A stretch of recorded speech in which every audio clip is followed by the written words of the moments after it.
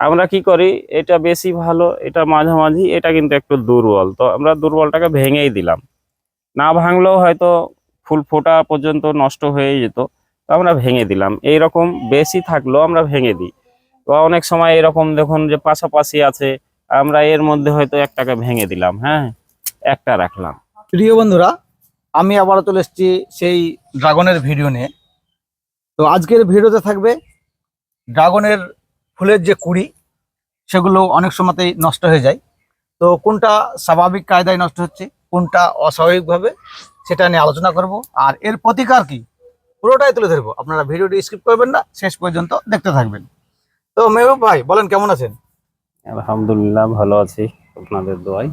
তো অনেকে আমাদের ভিডিওতে কমেন্ট করছে যে দাদা, ড্রাগনের ফুলের কুড়ি আসছে, পুরোটা টিকছে না, নষ্ট হয়ে যাচ্ছে। কেউ বলছে আমার একদমই 4 বছর গাছ হয়ে গেল, একটাও টিকছে না। তো এটা নিয়ে আপনি একটু সংক্ষেপে আলোচনা করুন।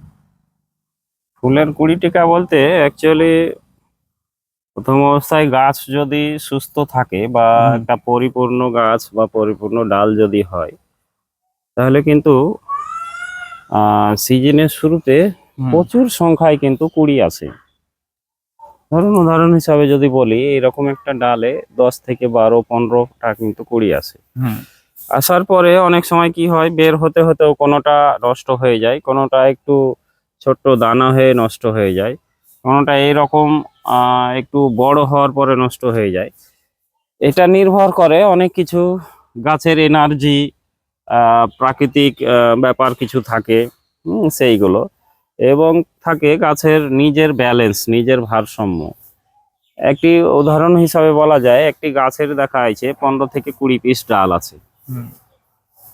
20 পিস ডালে যদি বেশি না 3 থেকে 4টা করে ফল হয়, তাহলে 3 20 60টি ফল। 60টি ফল হলে তো সেই গাছের সেই পরিমাণ এনার্জি লাগবে, সেই পরিমাণ খাবার লাগবে। তো একটি গাছে কখনো এতগুলো ফল সম্ভব না, তাই একসঙ্গে সম্ভব না, সম্ভব আস্তে আস্তে না। হবে। তাই কি হয়, ওর নিজের না, গাছে নিজেই নিজের ব্যালেন্স অনুযায়ী ও কিন্তু নষ্ট হয়ে যায় ওর মধ্যে থেকে। নষ্ট হয়ে যায়, তারপরেও কিন্তু স্বাভাবিকের চাইতে কিন্তু বেশি থাকে ফুল।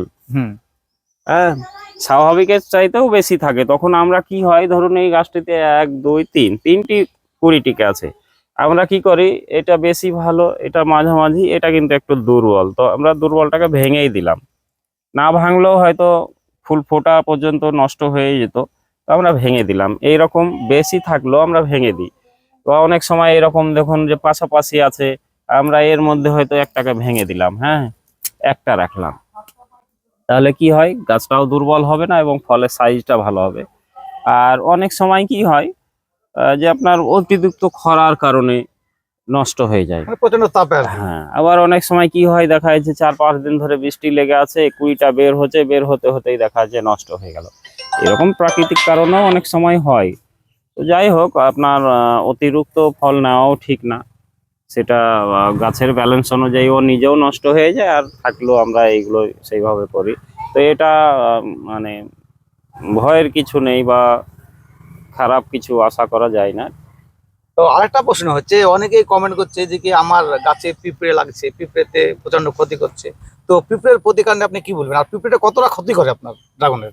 পিঁপড়ে লাগা বলতে দেখুন, পিঁপড়ে আমি এখন পর্যন্ত পিঁপড়ে নাশক বা পিঁপড়ে প্রতিকারের জন্য কোনো পেস্টিসাইড বিষ বা কোনো রকমের কিছু আমি কিন্তু এখনো ব্যবহার করিনি।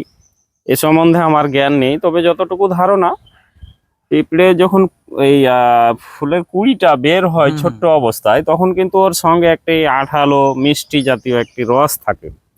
হ্যাঁ, তো যাই হোক, এটাকে অনেক কিছুই বলতে পারে এলাকার ভাষায়। তো এই রসটা থাকার কারণে কিন্তু পিঁপড়ের উপদ্রব হয়। কিন্তু পিঁপড়ে মনে হয় না যে আমার ক্ষতি করে, অভিজ্ঞতা নিয়েই তবু বলছি যে ওরা ওই মিষ্টি রসটাই শুধু খায়, শুষে নাই, দিয়ে ওরা চলে যায়। কিন্তু বিষয় হচ্ছে, আপনার পিঁপড়ে তো আমাদের এলাকাতে দুই ধরনের দেখা যায়, একটা লাল, একটা কালো। তো অনেকে বলছে যে কালোটাতে ক্ষতি করে না, কিন্তু না, লালটাতে ক্ষতি করে। এটা কতটা? দুই ধরন বলা ঠিক না। পিঁপড়ের হয়তো আমাদের এইখানে সচরাচর যা দেখেছি, তাতে খুব কম করে হলেও 15-20 রকমের পিঁপড়ে আমরা দেখেছি। হ্যাঁ, দুই ধরনের উপদ্রব বেশি হয়। আমরা দুই রকম, এই যে এইখানেই আপনাকে দেখাতে পারবো, যে দেখুন এই যে এইখানে একটা বড় ধরনের, এখানে একটা ছোট ধরনের, এইখানে একটা লাল, এইগুলো আরো লাল। হ্যাঁ, এই তো বিভিন্ন রকম, এইখানেই 6-7 রকমের আছে। তো যাই হোক, এতে মনে হয় না যে ক্ষতি করে। আর যদি কারো মনে হয় ক্ষতি করে, সে হ্যাঁ সেটা সে ব্যবস্থা করবে, কিন্তু আমাদের সেইভাবে পিঁপড়ের অ্যাটাক কিন্তু হয় না, আর সেই জন্য আমরা এর ব্যবস্থাপনাও সেই রকম আমরা করি না আর কি। তো পিঁপড়ে দমানোর জন্য কি স্প্রে করা যায়? না, এটা সম্বন্ধে আমার অভিজ্ঞতা নেই, আমি বলতেও পারবো না। আর আমি আপনি কোনোদিন কোনদিন স্প্রে করেন? আমি করিও নি কোনোদিন, আমার সেইভাবে ক্ষতিও করেনি। আবার অনেকে প্রশ্ন করছে যে দাদা আমাদের গাছের বয়স 3 থেকে 4 বছর হয়ে গেল, ফুল আসছে টিকছে না, আবার অনেকে বলছে ফুলই আসছে না, তো এই সম্বন্ধে একটু বলেন। এই সম্বন্ধে আমাকে হ্যাঁ বেশ কয়েকজন আমাকেও ফোন করেছিল। তো এর মধ্যে কিছু ভাগ আছে। হুম। হ্যাঁ, যে ফুল আসার মতো একটা পরিস্থিতি দরকার।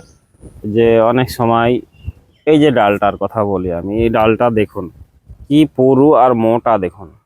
তো এটি ফুল আসার জন্য এটাকে বলতে হবে না। তার পাশাপাশি স্বাভাবিক দেখুন, এটা দেখুন। হ্যাঁ, এই যে ডালটা, অতিরিক্ত ডাল নেওয়ার কারণে অনেক সময় কি হয়, আমি এটা উদাহরণ হিসাবে বোঝাচ্ছি, এটা নতুন ডাল, আমাদেরও আস্তে আস্তে এরকম হয়ে যাবে। তো অনেকে বেশি ডাল নিলে বা জৈব সার বেশি ব্যবহার না করলে গোড়ায় কি হয়, ডালগুলো এরকম পাতলা পাতলা হয়। এইরকম কাঁটাগুলো খুব তীক্ষ্ণ থাকে। হ্যাঁ, দেখতে হবে কাঁটাগুলো প্রায় এই ছুটে ছুটে যাবে, এরকম ভাব হবে, তখন কিন্তু ফল আসবে। তো এটা যে যা করে তার অভিজ্ঞতা হয়। তো আমাদেরকে ভিডিও করে যদি দেখায় তবে আমরা বলতে পারবো। তবে যাই হোক, ডাল সংখ্যা কম নিতে হবে, অতিরিক্ত ডাল নেওয়া যাবে না যারা ছাদ বাগানি বা বাগানি করে, এবং জৈব সার পর্যাপ্ত পরিমাণে ব্যবহার করতে হবে, তাহলেই মোটামুটি ফল আসবে। তো এটা বললেন না যে অনেকের ফুলের কুড়ি আসছে কিন্তু টিকছে না, ঝরে যাচ্ছে, ওটা কি কোনো অনুখাদ্য কি কোনো পুষ্টির অভাবে না কি কারণে ওটা হতে পারে? না না না, এটা ঝরবে বললাম তো, ওর গাছের তাহলে গাছ সেইভাবে তৈরি না যে ও ফলে একটা কুড়িকে ও ফলে পরিণত করবে, সেই রকম পরিস্থিতিতে ও নেই। আমি ওটা বললাম তো কিসের অভাব? ড্রাগন, ওটাই তো বলছি, ওটা আহ, কিসের অভাব যে ড্রাগনের ফুল আসছে, ওই কুড়ি আসছে, খাবারের টিকছে না? অভাব বলছি তো। তো সেখানে ফল ধারণের জন্য, ফুল ধারণের জন্য খাবারের অভাব, কি খাবার তারপরে লাগবে? আপনার জলের ঘাটতি থাকে। কেন যে বলছি, একটা কুড়ি থেকে যখন ফলে পরিণত হবে, ফলের ভিতরে কি থাকে, হুম। গাছের যত রকমের এনার্জি, নির্যাস, রস, সেইগুলোই তো নিয়ে এসে ভর্তি করে। হ্যাঁ, ফলে থাকে, হ্যাঁ। তো ফলের সময় যে কোনো গাছে অতিরিক্ত কিন্তু রস প্রয়োজন। আপনি ম্যাক্সিমাম দেখবেন যে যত রকমের ফল ম্যাক্সিমাম কিন্তু বর্ষাকালে হয়। কেন? যে প্রচুর পরিমাণে রস দরকার, পানি দরকার। হুম। তো অনেকে বলে ড্রাগনে পানি দিলে চলবে না। না, প্রত্যেক দিন পানি দিতে হবে, কিন্তু পানি জমে থাকা চলবে না। গাছের গোড়ায় রস পর্যাপ্ত পরিমাণে থাকবে। একটা পরিমাপে, সাধারণ হ্যাঁ, পরিমাপে। প্রত্যেক দিন জল দিতে হবে, যদি প্রত্যেক দিন বৃষ্টি না হয়, বিশেষ করে ফলের টাইমে। হুম। কিন্তু আপনি এবার আপনি তার ভাগ আছে। হ্যাঁ, জলটা বিকেলে দিলে ভালো হয়, কারণ দিনে দিলে সানবার্ন হওয়ার বেশি ভয় থাকে যদি অতিরিক্ত খরা হয়। বিভিন্ন জিনিস আছে। এবার ব্যাপার হচ্ছে, একটা গাছের জন্য কেউ যদি ভাবে আমি সমস্ত কিছু জানবো, তাহলে ও সম্ভব না। তো আপনার তো হ্যাঁ, অনেকটা জমিতে বসানো রয়েছে, আপনি প্রতিদিন কিভাবে জল দেন, একটু জল ব্যবস্থাটা দেখানো। আমরা এটাকে বলা হয় ড্রিপ ইরিগেশনের ব্যবস্থা। এইগুলো আমাদের দেখুন, এই যে ফুটো আঁচ করা আছে, এই পাশে দুটো, এই পাশে দুটো, 4টে করে ফুটো আছে দেখুন। হ্যাঁ, এই যে প্রায় 1.5 ফুট পর পর 4টে করে ফুটো করা আছে। এটা ড্রিপ ইরিগেশন বলে। আমরা একসঙ্গে মোটর স্টার্ট করে দিলে আমাদের এই যে 3 বিঘা জমিতে একসঙ্গে এই টোপে টোপে টোপে টোপে পানি পড়ে। তো আমাদের এই যে আপনি দেখলেই বুঝতে পারবেন। হ্যাঁ, এই দেখুন, জৈব সারও পর্যাপ্ত পরিমাণে আছে। আবার দেখুন, হ্যাঁ, এই যে রস আছে, এইভাবে করলাম, দেখুন জমাট বেঁধে গেল। আবার তো খুলে যাবে। হ্যাঁ, এই আবার ঝরঝরেও। হ্যাঁ, তাহলে কি পরিমাণে সার আছে বুঝতে পারছেন। আর হুম, জলও ঠিক তো স্বাভাবিক কায়দাতে হ্যাঁ, দেন। এই রকম রস সব সময় থাকতে হবে, তাহলে মোটামুটি গাছটা সুস্থ থাকবে। আজকের ভিডিওতে মেহবুব ভাই খুব সুন্দরভাবে বিস্তারিত আলোচনা করলেন, সেজন্য আমাদের চ্যানেলের পক্ষ থেকে দাদাকে অজস্র অভিনন্দন। আর আপনারা যারা আপনাদের মূল্যবান সময় ব্যয় করে ভিডিওটি শেষ পর্যন্ত দেখলেন, আপনাদেরকেও অসংখ্য অসংখ্য ধন্যবাদ। পরবর্তী নতুন ভিডিও নিয়ে আসা পর্যন্ত ভালো থাকবেন, সুস্থ থাকবেন। ধন্যবাদ।